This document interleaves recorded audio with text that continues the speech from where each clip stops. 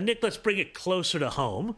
How do you reckon, and how do you rate the Albanese government's treatment in dealing with China? There's been some talk of recalibration. We had Pat Conroy saying we could maybe work together on some things.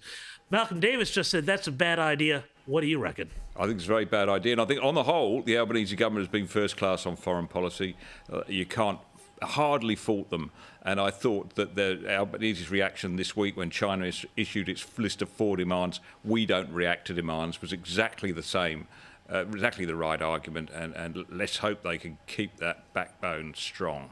But it'd be good to see a similar sort of resolve out of New Zealand then. It would, and Albanese. If John Howard was the deputy sheriff to George Bush, then Albanese must be Joe Biden's Kelpie, trying to get Jacinda Ardern into the pen on the right side of the argument. He seems to get on very well with her, from what I can see. A little bit of chemistry, perhaps, there. Yeah, well, that'd be good, because I spoke to a senior journalist in New Zealand the other day who suggested that actually quietly the Ardern government is more supportive of the U.S.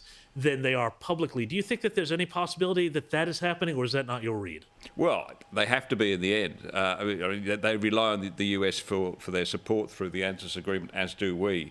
But we know with China what we need in the West, and New Zealand is in the West, is firm resolve, unified resolve, not an inch of difference between any Western country, because that's what really puts the heat on China.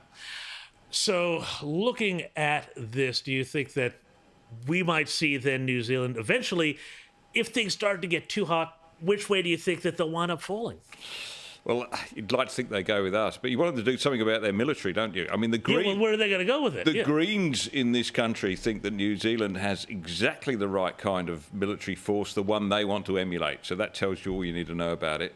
Which is basically no force at all. No force at all. We'd like to see them contribute in that regard. Obviously, they're a smaller country, but every country has to do its bit, and let's hope that New Zealand really eventually comes over the line.